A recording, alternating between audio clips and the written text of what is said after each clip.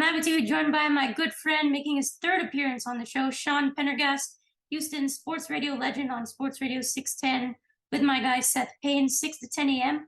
You can tune into Payne and Pendergast. How's it going, Sean? It's good. It's going good, Manav. So this is my third time. Yeah. Who's appeared the most times on your show? I think it's you, I think. Really? Yeah. Yes. Yeah. Yes. Because you've had some big names. Yeah. Yeah. I probably, but I think I've seen some of the names you have. I think it's probably got to be like, there probably needs to be at least 50 Sean Pendergast appearances to equal like one, JJ Watt or Brandon Cooks or whatever, probably even more than that. But I'm psyched to be on with you, dude. Good to see you thriving. Good to see you doing good in school too, man.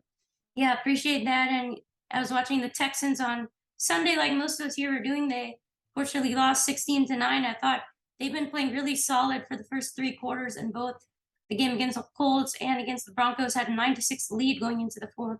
I'd say Davis Mills had a subpar performance against the Broncos. What specifically stood out to you about his performance that Texans fans should really be concerned about? I think you kind of alluded to it there. It's the fourth quarter. The fourth quarter has been a big problem for him in these first two games. And I ran some numbers. I think if we look at the first two games, look, it's only a small subset of what's going to be a long season.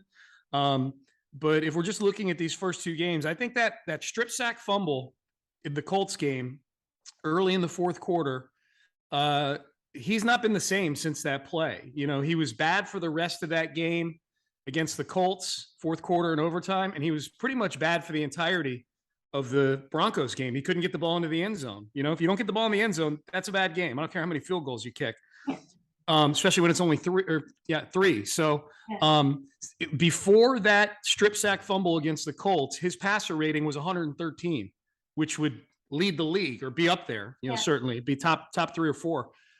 Since that strip sack fumble, his passer rating is a 60, which is like practice squad level.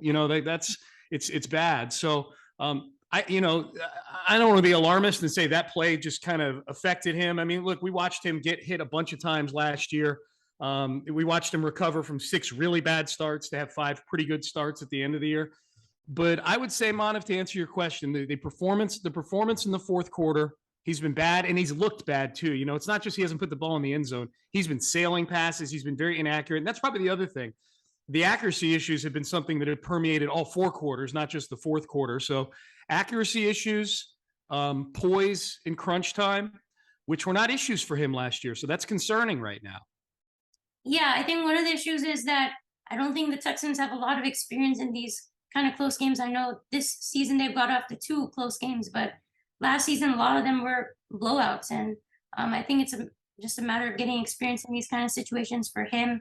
And you hit on it, accuracy. That to me is the biggest thing right now. I mean, sometimes the pressure comes in there, but he's rolling out. He has somebody open on the sideline, and he just throws it like a couple of feet above the guy. Yeah, so, he can help out his offensive line a little bit better too. Yeah. He's not maneuvering well in the pocket or at all sometimes. I think of that sack, Manav, that Randy Gregory had coming off the edge against Titus Howard, where he kind of beat Titus by about a half a second off the edge.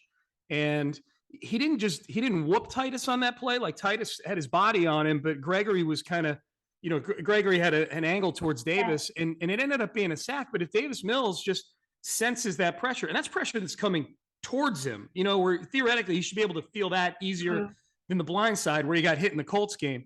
Yeah. That's concerning, that he doesn't have either the poise or the awareness, the ability, whatever it is, to take a step up in the pocket and let Randy Gregory sail by him. If he takes one step up and Randy Gregory sails by him, then we're talking about what a nice job Titus did of steering Gregory out of the play. So some of this is on Davis. It's like that a lot with quarterbacks. Everybody talks about how much Joe Burrow gets hit all the time. Half the time he's getting hit and sacked, it's because he's holding on to the ball too long. They made all these upgrades to the Bengals offensive line this offseason, and he's still getting sacked 7 times a game or whatever it is, So I think it's a lot of things going on with Davis right now. And he's got to play better, or else he'll find somebody else.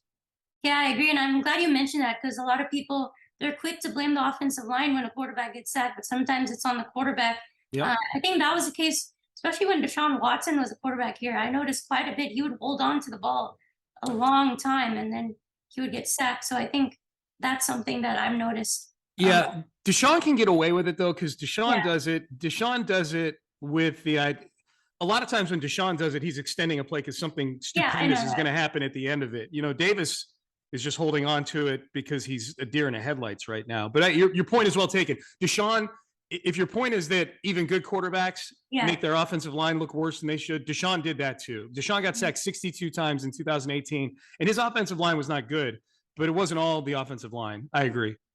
Yeah, and I just hope that he can improve. He's got some experience in these fourth quarter situations. Just hope that, he's had chances to get that clutch drive, get that touchdown, but we haven't seen it yet. Hopefully he'll be able to get it done at some point. Just need that accuracy to really hit it on with players on the sideline. I think Nico Collins was open a few times in that game.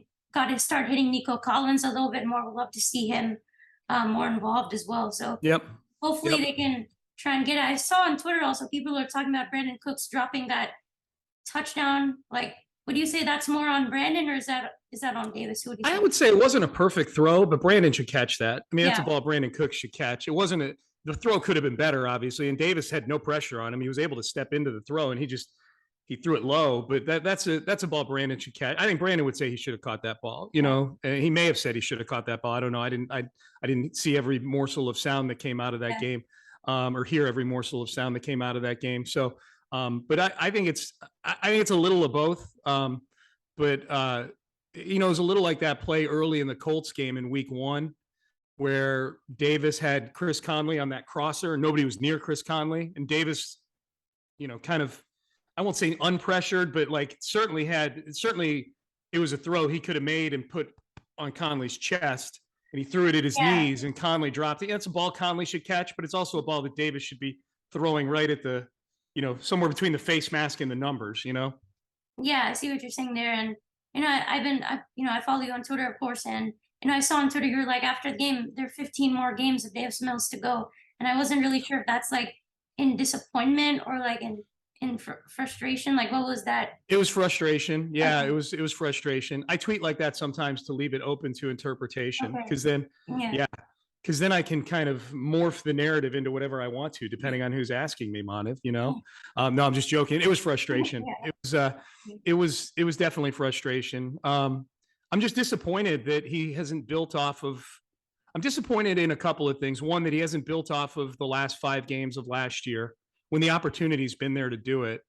And 2, they had 2 imminently winnable games against teams that did everything they could do to give the game to them. I mean, think of how many mistakes Denver made and Indianapolis made. I mean, Nathaniel Hackett looked like he was working for the Texans that game. I mean, and so that I'm disappointed about that. It was a real opportunity. It's been a crazy first couple of weeks where down is up and up is down, and 2/3 of the league is 1-1. And it's really a shame they couldn't have taken at least one of these 2 games to be in that mix with everybody else.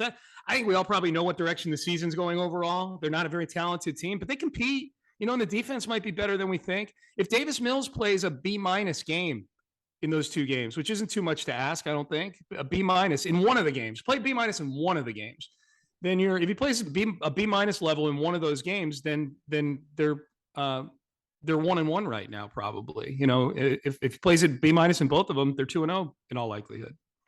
Yeah, I mean, they're right there. And I think at least that's something to say that, okay, well, I mean, they're almost there, but they got to finish it. And hopefully we'll see that against Chicago. They have a chance here. I think the offensive line's been really good in run blocking. You can see that because Dameon Pierce has also been really good.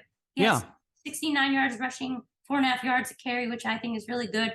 But I think there are holes being created. I think Kenyon Green is a big reason why. I think he was one of the highest rated offensive linemen, and his vision is also excellent. I know Seth was telling me that his vision is really, really good. Makes a good one cut and just blast through the hole. So I think that's been really impressive. I mean, people are expecting Pierce to have a breakout game. Yeah, this weekend. Yeah.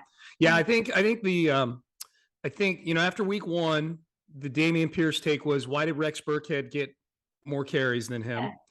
I think the narrative after week 2 is, okay, good. At least he's the one getting the carries now. Even if it wasn't a fireworks game for him, it was still a good game. He averaged 4.6 yards a carry. That's been completely foreign to the Texans for the last 3 years, having a back do that. I think the narrative coming out of this game, I think if it's not, there you go, that's Dameon Pierce's breakout game. If it's anything other than that, then this game was a failure in all likelihood, because this Bears team is bad at defending the run. They're not good at all at defending the run. And the Texans aren't either. Both teams are going to try to do the same thing. Nick Caserio kind of alluded to that on his interview, his weekly he does with Vandy and John Harris on Texans radio. He said they're kind of mirror images of each other, those two teams. They want to kind of accomplish the same things. And I think he's right. This game might only take about 2 hours and 15 minutes because both of these teams are going to be running the football, I think, so much. So as soon as I say that, watch, Davis will throw the ball 45 times. Justin Fields will not throw the ball 45 times. He might not throw the ball 45 times by the end of September.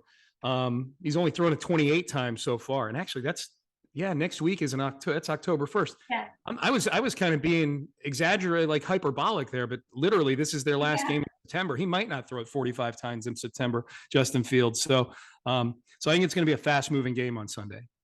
Yeah, that's what I hope. I hope Pierce has a breakout game.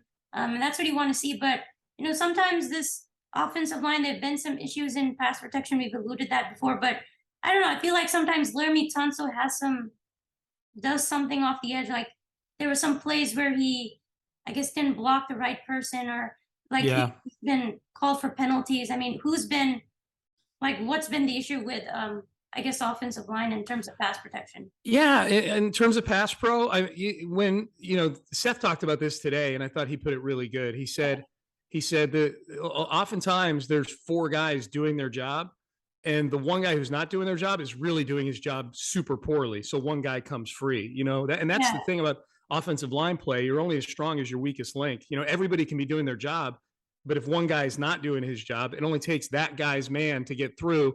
Especially when the quarterback's Davis Mills. Davis Mills is not a guy who's going to erase a lot of the mistakes along the offensive line, like Deshaun Watson used to, or like any other mobile quarterback or even veteran quarterback would. Like Brady's not all that mobile, but he knows exactly how to navigate things with an average to maybe slightly below average offensive line. It's what he's working with in Tampa right now because they've had injuries on their offensive line. So I think that's it. Kenyon Green is a really talented player, but he's young.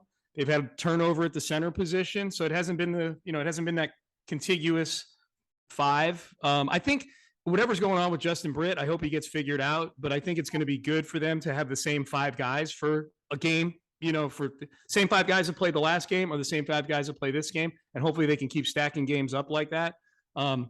It's the NFL, so it's never going to be perfect. And there are probably people, like if there were teams in other cities, they're probably laughing like, really, you guys have to have the same 5 offensive linemen every year? Do you watch the NFL? It shuffles all the time because of injuries.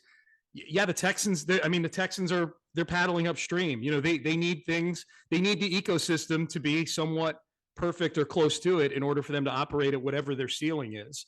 And I think a continuity along the offensive line goes a long way towards that. Yeah, I think that's really important. I think Davis Mills definitely needs some, I guess, kind of like a similar kind of like the players around him need to be the same. He needs to have that kind of environment. So I know you mentioned your score prediction today. I believe it was 17-16 Texans. Yeah, you're good, man. You're good. Yeah, so I was similar around that. I'm going 20-17 Texans. So okay, yeah, I think it's going to be low scoring. Yeah. Which that's not the boldest prediction in the world, but I think it's going to be close. These strike me as 2 teams that aren't great at putting another team away. Putting the foot on the throat. Davis had a really disturbing quote to a lot of us this week about how, we talk about in the quarterback room, our goal is just to, hang around and keep it close and then go win it in the 4th quarter. And I'm going, okay, really? The goal should be to win 41-7 like Josh Allen did on Monday night. So I think these are going to be 2 teams that are going to have a tough time getting out of their own way offensively, probably. And I would say the defense that probably maybe causes that one extra play that gives the offense a short field, or maybe even scores a touchdown defensively, or sets up a short field a couple of times for maybe 7 or 10 points. That's the team that's probably going to win the game. And I think the Texans have been doing a pretty good job they've been playing they need to tackle better, but through these first 2 games, I feel like the way they've been playing defensively is going to equate to turnovers here. You know what I mean? It's going to, there's going to be a 3 or 4 turnover game at some point. And what better game to do it than against a second-year quarterback who's really struggling right now? Yeah, I agree. And I made this point to Seth earlier about how the Colts game could really be decided by turnovers, and I think that was a really big It's factor in huge. that game because I So it mean, kept them in it. I know it's not like Matt Ryan's been looking so great, but I mean, hats off to that defense still. I mean, I think they've done a solid job. I think defense, they do get tired, I think, later in the game because offense just gets like a quick drive and then a defense has to get back onto the field in that quarter. And it doesn't count as a turnover, but when you turn a team over on downs like they did against the Colts, at least once, maybe twice, I can't remember. I know once when Grenard got the TFL down near the goal line on the Wildcat play that Naeem Hines ran. Those are theoretically, I mean, they're called turnover on downs. They don't go in the turnover column like a fumble or an interception. So I think the defense has done a pretty good job of being opportunistic, of buckling down in the red zone. They're giving up a lot of yards. That's the thing that's a little scary. But Lovie Smith is a little like Romeo Crennel that way. Romeo had a defense where they didn't mind giving stuff up between the 20s as long as once the opposing team got inside the 20, you gave up 3 instead of 7. It's easier to do when Deshaun Watson's your quarterback. Threes may as well be 7s with Davis playing the way he's playing right now. But yeah, I think it's going to be low scoring, and I think the Texans come out on top. And if they come out on top, they might be in first place come Sunday night. The other teams in the AFC South are all underdogs in their game this weekend. So are the Texans, but the other 3 teams, the Titans are underdogs at home against the Raiders. The Colts are underdogs, a touchdown underdog at home to the Chiefs, and then the Jags are in LA to play the Chargers, and they're a big underdog. I guess I'm assuming Justin Herbert's going to play in that game. That matters. But who knows, man? They win in Chicago. Maybe we wake up Monday, and the next time you and I are talking or texting or whatever, they're in first place. Yeah, I think that's really surprising about this division. It doesn't look too good, and I think no. Yeah, I know. What? And then I think the Texans could be in the division race for quite some time in the season. I mean, who knows? We'll see. If they're in it, if they're in it after week 3, I'm going to enjoy week 4. I'm going to take it 1 week at a time, baby. Yeah, I know that. But I think I'm really hoping this Texan defense can force a couple of turnovers. That I was so impressed by Christian Kirksey intercepting Wilson. That was really spectacular. So we'll see. I mean, I think this defense is definitely trending in the right direction. Yeah, and I think the other thing about the defense, Manav, is they've played decent the first 2 weeks. I won't say they played great. They 18 points a game against 2 I'll call them veteran quarterbacks. Matt Ryan might be washed up. Russell Wilson's still good. Yeah. But 18 points a game is solid. They're giving up a lot of yards. That's okay. They're buckling down in the red zone. That's good. I think the thing that makes me optimistic about the defense is I think 2 of the guys they're really counting on to make this a good defense, hopefully someday a great defense, are the 2 rookies in the secondary, Derek Stingley Jr. and Jalen Petrie. And I would say both guys have probably played at about a C level right now, C- maybe at times. They've been fine for rookies, but Stingley's the 3rd overall pick in the draft. Eventually you expect him to be a Pro Bowler, and Petrie is a 2nd round pick. At the very least, you expect him to be a solid starter. Petrie, his problem is missed tackles. He's around the ball. He knows what he's doing. He's just got to buckle down on the tackling. Stingley got worked by Cortland Sutton. That'll happen. Sutton's a good receiver, but Stingley's done enough other things during these first 2 games where I feel like he's going to be fine. Yeah. And both of them are very, reportedly at least, very studious. They work at it. They love football. They're grinders. They're very intellectual, football intellect, and probably regular intellect too, because I think the 2 tend to go hand in hand. So I'm enthusiastic about the defense because they've been average right now, which look, they were bad last year. They're average. They need to defend the run better. They need to tackle better. Tons of missed tackles. But I think Petrie and Stingley are going to be 2 impact guys, and I don't think we've seen anywhere in the same universe as what their best is going to be at some point. Yeah, I think that Petrie's been flying around. I see him all over the place making plays, so I'm really happy about what he's done actually. And Stingley showed me a lot of stuff. I think he was really good in the end zone versus Sutton. He batted that down, and then he made a couple of tackles. So yeah, I think both those guys in the secondary are really trending in the right direction. And I asked Seth how many wins he thinks the Texans are going to get this season, and I think we both agreed around 6 or something around there. Yeah. But Yeah. I said 6. yeah, I think Jaguars, hopefully they'll be able to beat them 2 times. I hope. Washington, I think, is a game maybe they could win. I know that offense is actually looking better with Wentz. I mean, he's turning it over, but I mean, they're putting up points, and maybe they Yeah. come up with a win against the Titans or the Giants. I mean, Giants are 2-0, but I think there are chances out there to get wins. The Giants are 2-0, Yeah. and they beat the Titans in Nashville. So credit Yeah. them for that. We don't know what 2/3 of the league is right now. Yeah, I know. We don't know.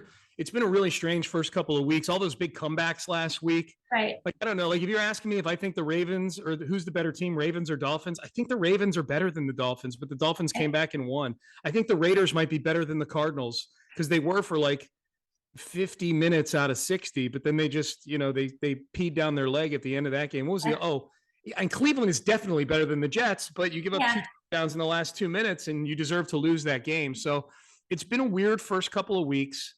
I wasn't counting. I said 6 wins, and I say 6 wins without counting on them having won either of the first 2 games. Like that they're 0-1-1. They're actually a half a game better than what I thought they would be at this point in the season. So I can't get too down on my over 4.5 wins. My problem is Davis Mills. That's the problem. Like if this is the Davis Mills you're getting, then they're not winning 6 games. If you're getting the Davis Mills that played the fourth quarter and overtime of the Colts game and the entirety of the Denver game, you are not winning 6 games this year. You might not win this weekend. And I'll say that too. If they don't win this weekend, they ain't getting 6 wins this year. Yeah, I agree. I think they got to look good against the Bears. I think that's really important. Yeah, so hopefully we'll see them get a win, but just quickly want to touch on the Astros here really quick. Is there any weak spot of the Astros that specifically worries you as we head into the postseason? I mean, I'm feeling pretty good about this team right now in all 3 phases, actually. Yeah, Dusty's got too many good pitchers to pick from. I'm worried he's going to pick the wrong one. He's going to pick the wrong awesome pitcher. Am I worried? Just the same things we've been worried about all year. Just, okay, is center field going to be an Achilles heel for you? We've gotten over the course of this period of dominance, I'll call it 2017 through present. We had become so accustomed to them being dominant offensively as a team, particularly 17 through 19. Those teams were amazing offensively. They've never really replaced George Springer. We don't know what Jeremy Pena looks like in the postseason. We knew what Carlos Correa looked like in the postseason. Even when Carlos wasn't great in the regular season, he typically came through in the clutch in the postseason. So, that's what I think. I think of the guys. Okay, who are the guys who have left? Michael Brantley, is playing Jordan in left field, and then using Mancini at DH. Is that a suitable replacement for the combination of Jordan at DH and Michael Brantley in left? Is the DH left field, sort of the DH in the field combo of Jordan and Mancini going to give you the same things that combination of Jordan and Brantley gave you? Depending on who was DHing and who was playing left field. I don't know. So that's a question. They have an abundance of pitching. I think if Verlander and Fromber and Lance, and those are going to be the 3 guys that are treated like regular starters. I think the rest of them are all going to get piggybacked. That's what I think is going to happen. I don't think there's going to be a 4th starter the same way Verlander and Fromber and Lance are viewed as starters. Like, I think those guys are going to be asked to go 100 pitches or whatever. Yeah. I think there's a good chance the rest of the guys, Javier, Urquidy, Garcia, Hunter Brown, if he's on the roster, which he should be. Yeah. I think they're going to get put into some sort of permutation of piggybacking. Maybe Javier is the 4th starter, but they're doing a 4-inning kind of thing. So I don't know. That's the part. I don't know if I'm concerned about that. That's the most intriguing part about the Astros heading into the postseason is how do they structure the roster and how do they structure the pitching? And the new guy, Pena, Mancini, Vasquez, if he's going to get any run at catcher. My guess is we're going to see a ton of Maldonado in the postseason, especially now that Maldi's hitting a little bit. Yeah. I think it's his job. I think Vasquez will be a pinch hitter probably for the most part. But how does Dusty deploy all the pitching, including the bullpen? Who will be the frontline guys there? Because there's always 2 or 3 guys that sort of step to the forefront Like Maton was a hugely valuable guy last year in the postseason. He might not be on the postseason roster this year. It's that's how deep they are. Yeah. So who are the guys that step up in the pitching staff, and how do the guys who haven't been here before in this spot, how do they perform? It's not an insignificant chunk of the guys you're counting on. At the very least, it's 2/9 of your everyday lineup if you consider Mancini an everyday player, which I do. I know nobody plays every day on this team because they load manage like crazy. But I think Mancini is one of their top 8 or 9 guys on this team without question. So how do Pena and Mancini do when the lights turn on? I think we know how the rest of the guys are going to do. Altuve will be great. Bregman will be great. Jordan will be great. They'll have their ups and downs, but by and large, they'll be what we expect them to be. Tucker, same thing. Yuli, I think, will be fine. He'll get some timely hits, and he'll be great in the field. We know what Maldonado is, and then from there, how does he? What do you do in center field? Is it Chaz? How does Aledmus Diaz get deployed in this whole thing? Because his feels like a bat. Maybe he plays some left field for you. So Dusty's got a lot of options, and I guess that would be my biggest concern. Would be, does Dusty push the right buttons? It's a good problem to have. Look, there's years where they've had teams that have been just as good, if not better, than this one, but they've not been as deep as this team. I think this team is pretty deep, especially in the pitching. So I'm excited for it. I'd rather be deep in pitching than deep in the everyday stuff. Mm-hmm. Yeah, I definitely feel that, and I think you made some really, really great points there. I'm interested to see who's going to be that fourth starter. I mean, is it Javier or Urquidy? I feel like both of those two would combine. Who would you, if you were Dusty? We agree on the first 3 guys, right? Yeah, It's Verlander, Fromber, and Lance. I think Lance has re-earned his spot. Who would you make if you were doing a fourth starter, not a piggyback thing? You had to pick a fourth guy to go 6 innings for you. Who would it be? Yeah, I'd still go Urquidy at this point. I like him. I know people are gonna be like, well, he gave up so many runs just recently, but that guy steps up in the playoffs. I mean, we've seen it does time again. So, and I think Javier is better suited in the bullpen. We've seen him from there before. He has Pierce experience. So I'd go Urquidy, maybe, I don't know, 5, and then you bring in Javier for a couple. That's the way I would see it. I think Hunter Brown should be good in the bullpen. I think I don't know if McCullers will go as deep. I mean, you could bring in Hunter Brown for a couple innings after him if you want. Good, but he's gone 100 pitches the last few times out. That's true. Yeah. So, and I don't think you want to mess with Lance's routine. We learned that last year in the postseason. Wouldn't it be fun if Hunter Brown was the fourth guy, though? That would be fun. That would be interesting. That'd be the most fun. Yeah. I mean, it's kind of, I don't know, maybe risky, but I think it would be an interesting proposition. For sure. I think his stuff is just so electric. And I think there's something to the ambush effect of not having seen him before, I agree. So yeah, I mean, his stuff is crazy. I mean, that slider, man, I mean, crazy. Yeah, 95-mile-an-hour slider, dude. That's crazy. Yeah. And then you mentioned Mancini. I mean, I think Mancini is really good. I'd really like to see them put in Aledmus somehow. I don't know. Yeah. Maybe you put Aledmus in left and put Jordan as DH, and then I'm not too hot on Yuli right now. I really hope he can get some hits, but I'm just really not. He's going to play, though, Manav. That's the thing. Like, I'm not hot on him either, but at some point you sort of accept what reality is, and I think the reality is that Dusty loves Yuli. Dusty really values defense, like big time, so. Yeah, I mean, we'll see. Hopefully he'll push all the right buttons, but yeah, so either way, Sean, really appreciate the time here. Thank you so much for joining. Has Amazon approached you yet about buying the rights to your show? Oh, not yet. Soon. Okay. We'll see. Okay, you got to get on that. Get your dad working on that. Yeah. How's he doing? How's your old man doing? Yeah, he's doing good. That's good. We're doing good around here, so good. Yeah, just enjoying the NFL season, and hopefully we can set up something in the studio at some point with that. Yeah. Sometime. Yeah, we'd love to. Is McLean still doing the studio stuff? He's not. He's doing it. He does it from home. Okay, cool.